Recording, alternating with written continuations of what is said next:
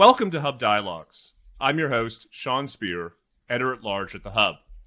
I'm honored to be joined today by David Frum for the second installment of our new bi-weekly podcast and video series, From Dialogues. David, as listeners and viewers will know, is a staff writer at The Atlantic, the author of several books, and a highly coveted guest and commentator on various cable television programs. We're honored to provide him with a platform to share his insights and analysis on key issues concerning Canadian policy and politics. In today's episode, we're going to start abroad, and then we plan to end up on some issues closer to home. Thanks again for joining us today, David. Thank you. Such a pleasure to be here. Earlier last month, you wrote in The Atlantic about the nexus between Europe's stance towards Russia and its own energy woes. What's the link here? How has Europe's energy dependence on Russia come to shape its foreign policy? Well, as you and I speak in early February, we are standing on the brink of what could be a devastating war on the European continent. The reassuring news is that many people in Ukraine itself are insisting that they don't think that war is necessarily inevitable. But here in Washington in the Biden administration, the mood is almost certain that something terrible is coming from Russia heading westward. It may not be a classic invasion, although that is not to be ruled out, but devastating force is what is expected, and the possibility of many, many people fleeing westward for safety. So that could have begun to happen at the time people hear this dialogue. So with all somberness about that, everything we say is conducted with, we don't know the outcome, but we are hoping for the best, preparing for the worst. One of the reasons Russia has behaved so aggressively is because it can count on a lot of immunity from Western sanctions because of Europe's gas dependence. Europeans import enormous amounts of gas to heat their homes and cook their food. Russia provides, depending on the country, somewhere between 1/3 and 1/2 that natural gas. Germany and Italy are especially dependent on Russian gas, and that is something that has grown up over many years. Russian gas has been cheap. Russia has been regarded as a reliable supplier, and Russia is now calling that shit. Russia began to squeeze its exports of gas to Europe beginning in the spring and accelerating through the summer. Normally happens is the gas pipelines cannot carry enough gas to meet the week-by-week needs of Europe in winter. So Europeans import much more than they need in spring and summer, accumulate those reserves in giant storage facilities, natural. Former salt mines or undersea pockets. They accumulate the gas in the warm weather months and then withdraw it along with the continuing flows from other suppliers in the cold weather months. Beginning in April, Russia underdelivered what was its usual flows. And that became suspicious, especially in the summer, because the price began to rise. And you would think, well, if the problem before was they didn't like the price, by August, what was not to like? It was some of the highest prices ever recorded. And in October, the prices were reaching record levels, 10 times what was being paid in North America for the same fuel. And yet the Russian gas did not come. So Europe began this crisis with the lowest inventories of natural gas in, I can't remember how long, probably since the oil shocks of the 1970s. So they were really at the margin. And that gave Russia a lot of leverage to advance the policy that it has been advancing. If we get out of this with some kind of security, if Russia's deterred, if we have some kind of moderate outcome, energy has to be high on the agenda. And Canada has a very important part to play, as you and I will discuss, in reaching an energy solution. What's extraordinary, as I read the piece, is for all the speculation about the potential for sanctions from America, Europe, and others vis-a-vis Russia, that this supply crunch that seems to have been manufactured, at least in part for geopolitical reasons, is almost functioning like a reverse sanction. Exactly. And in so doing, putting real pressure on Germany and other European countries. And in effect, as you outline in this piece that our listeners and readers ought to read, influencing their foreign policy and national security decisions. So it seems to me it begs the question: how does Europe get out of this mess? Well, in the near term, there isn't a good solution. There's some emergency shipments that can be put together. The Biden administration is trying to do that.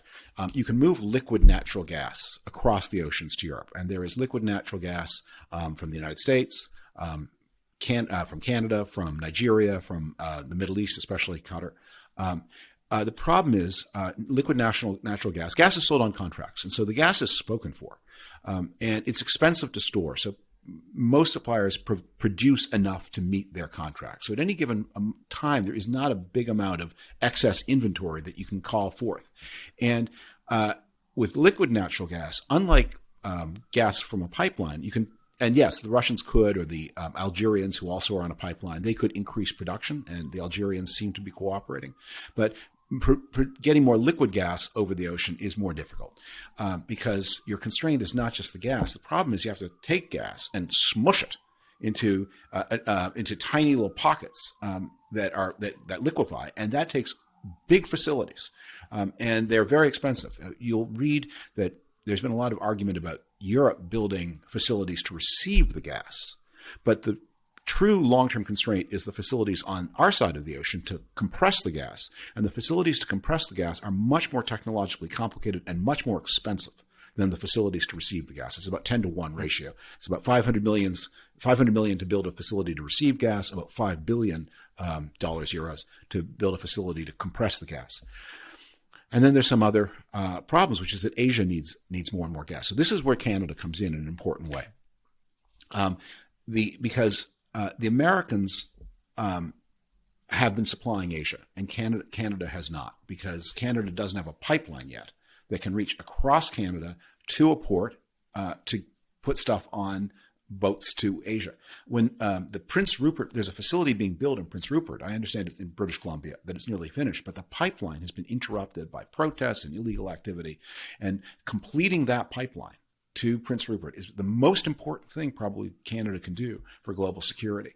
To get Canadian natural gas on a boat to Asia, and here's the key contribution Canada's making, that doesn't have to go through the Panama Canal, because the canal is nearing capacity. So in an ideal world, what you would imagine is American gas flowing to the Gulf Coast, getting on tankers to Europe, some American gas going to their West Coast port, some Canadian gas going to Canada's West Coast port, heading to supply Japan and Korea.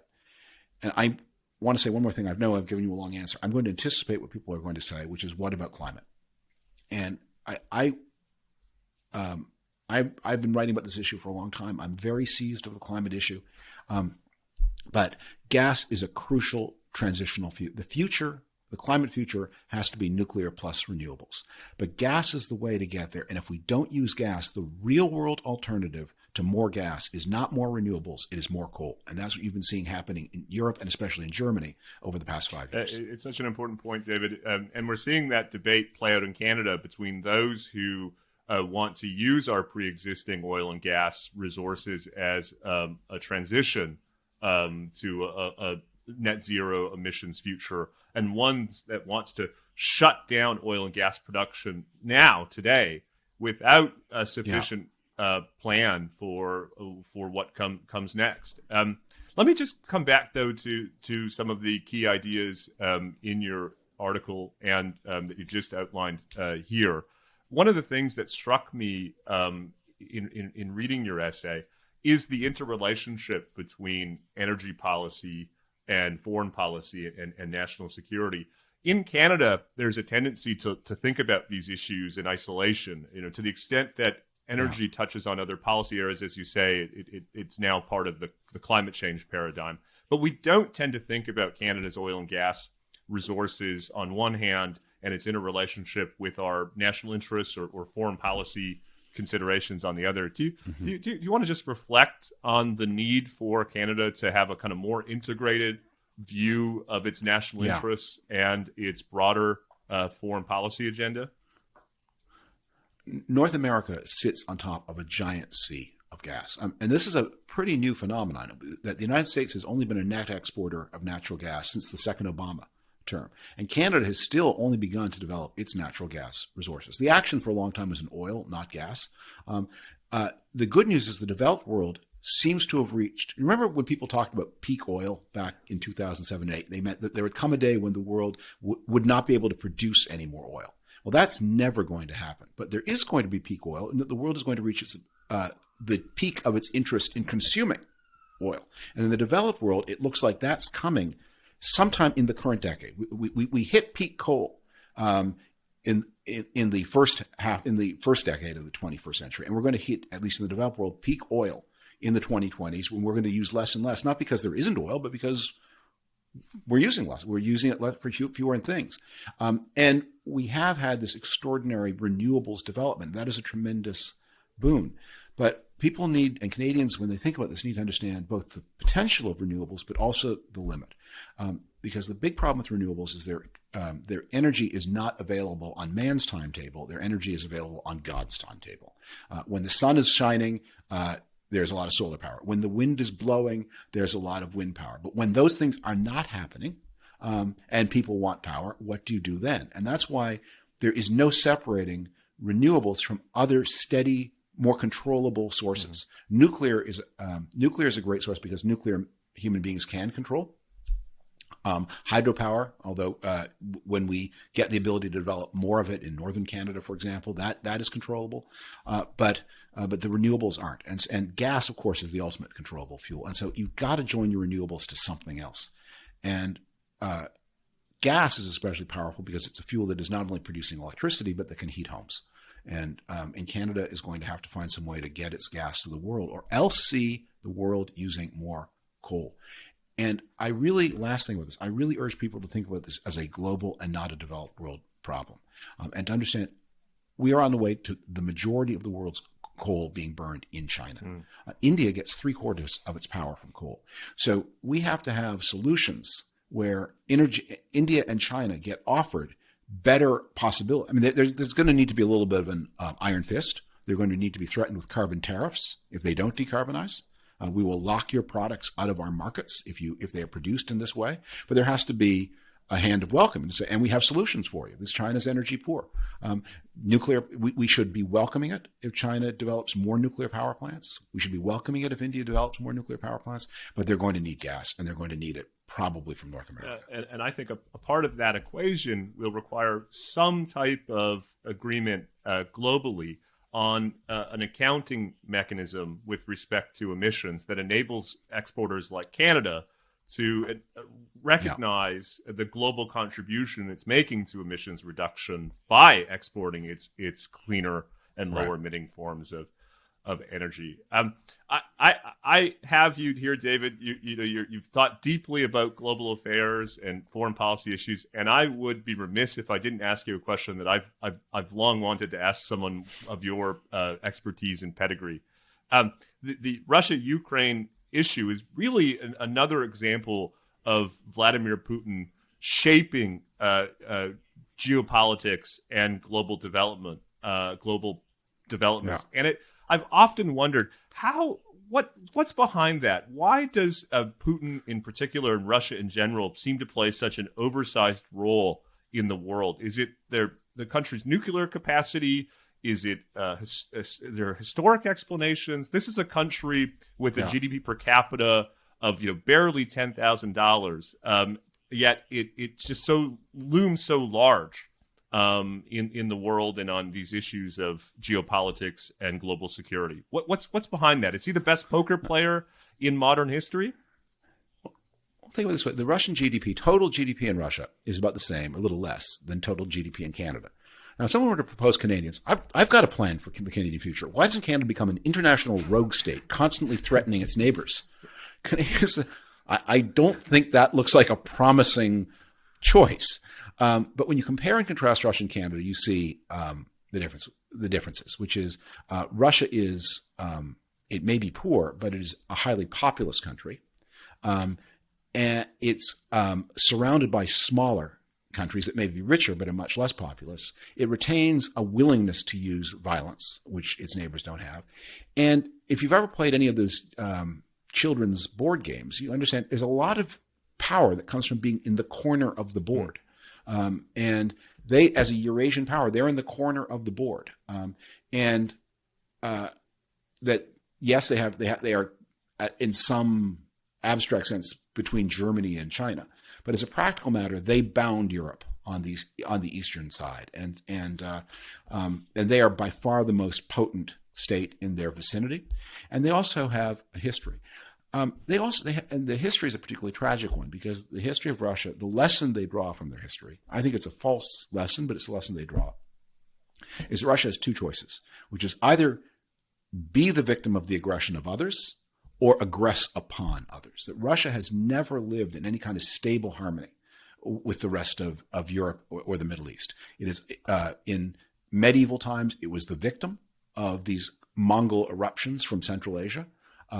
It was the victim of Ottoman slaving, that probably the total number of people taken out of what is now Russia, what is now Ukraine, what is now Poland by slavers taking them south was probably almost as much as the number of people who were slaved out of Africa to the west.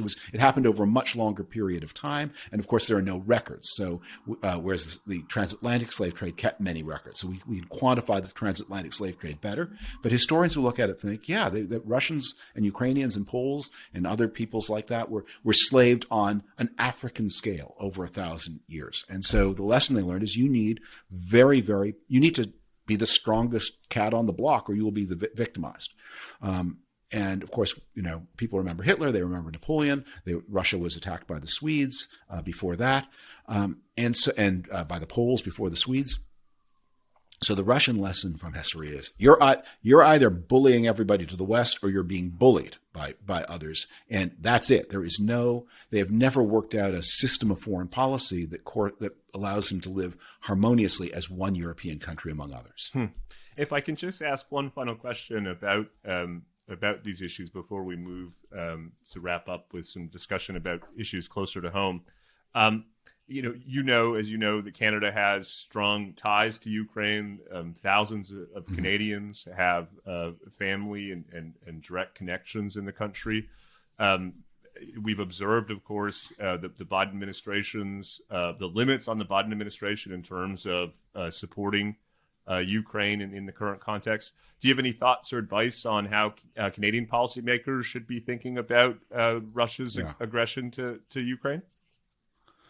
Well, here are some things that I think Canada can usefully do. I mean, the direct aid, I think Canada is at the limit of its capacities already. And no one is proposing that NATO soldiers go and fight in Ukraine. That commitment has never been made. The Ukrainians don't expect it. There are, after all, 50 million Ukrainians. They have a military, and they have military traditions of their own. Canada could, but there are two things that Canada could do. One very short term, one longer. Is Canada can be an interlocutor with other NATO partners to say it's not just the Americans who are telling you have to be serious about lethal aid to Ukraine and about sanctions. And that's a message Canada needs to be taking to Germany, to Italy. The Germans, by the way, are volunteering to be the bad boy here, but they are not the lone culprit. That the Germans are speaking, but the Italians and others are nodding along quietly. They're not volunteering to head the Accommodate Russia parade, but they are walking in that same parade. And so Canadian diplomacy can be saying, you know what, Canada is strongly with the American point of view. Britain is strongly with the American point of view. It's not really the American point of view. It's the collective security point of view. And we are all judging you and pressing you.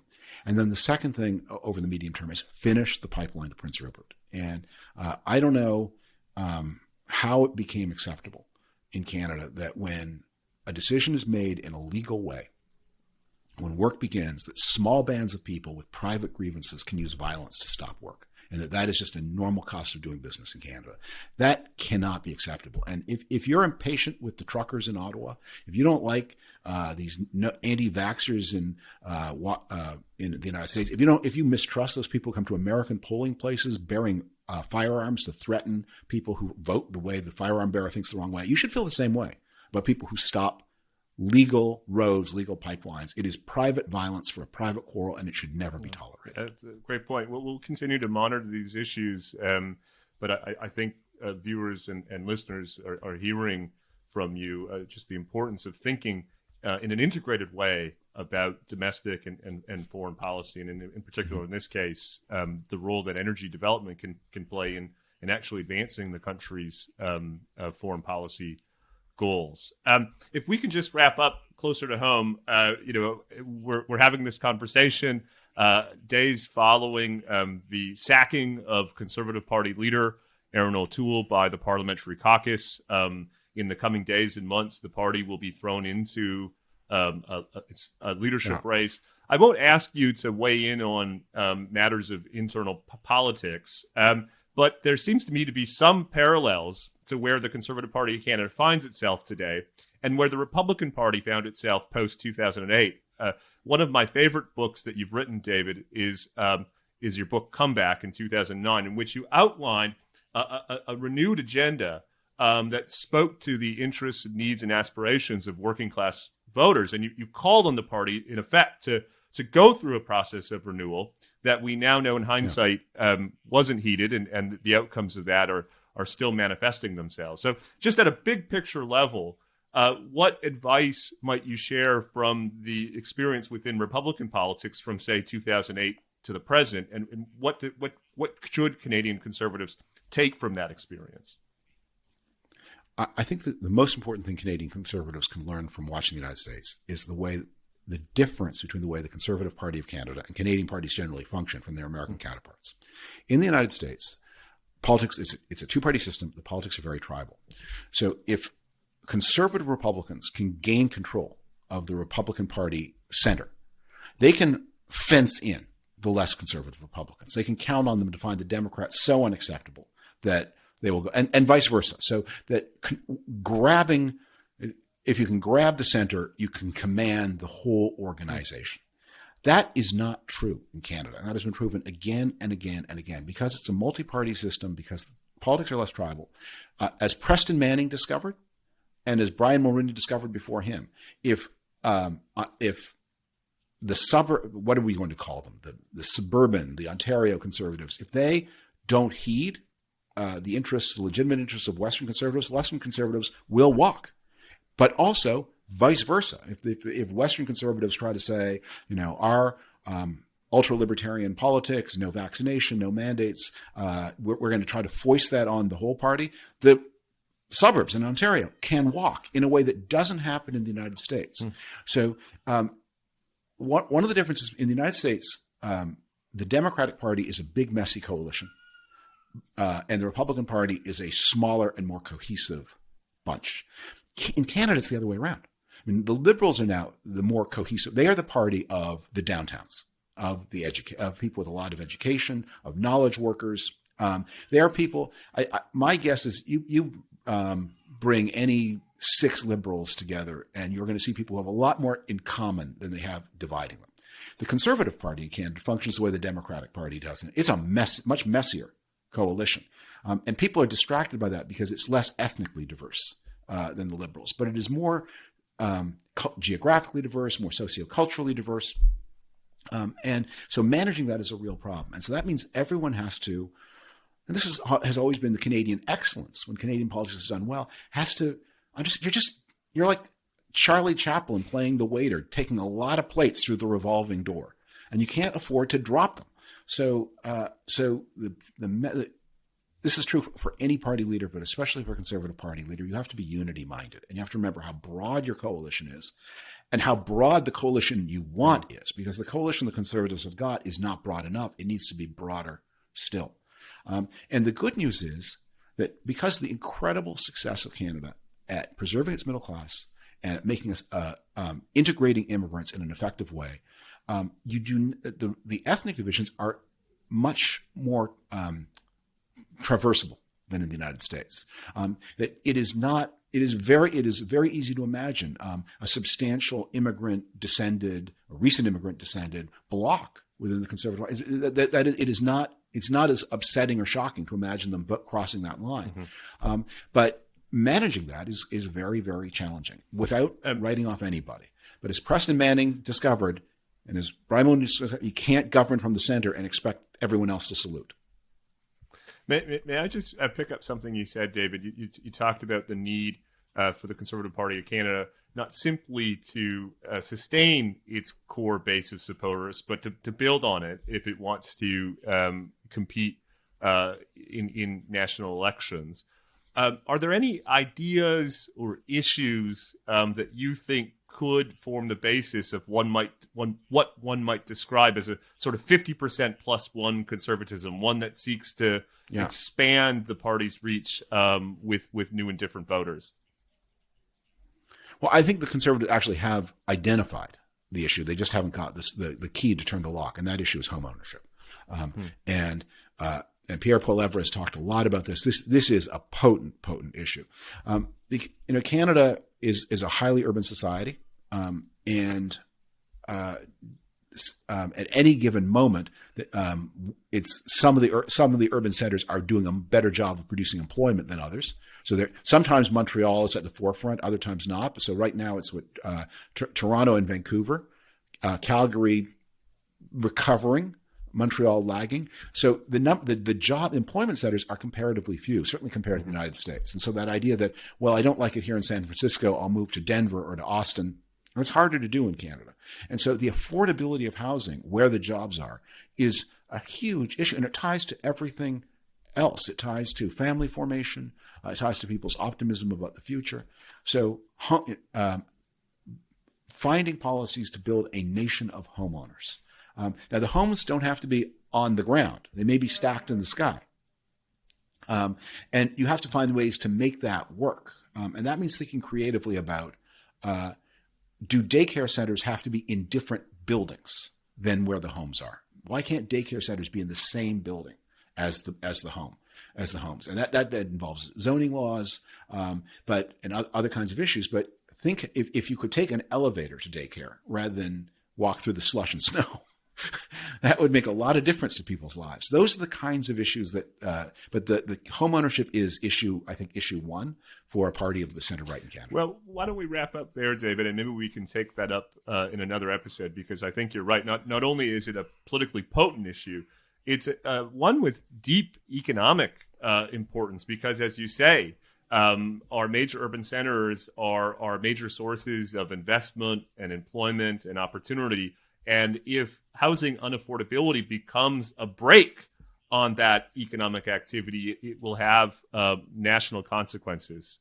David, thanks for joining once again for an episode of Frum Dialogues. On behalf of our listeners and viewers, I want to thank you and look forward to our next conversation in a couple of weeks.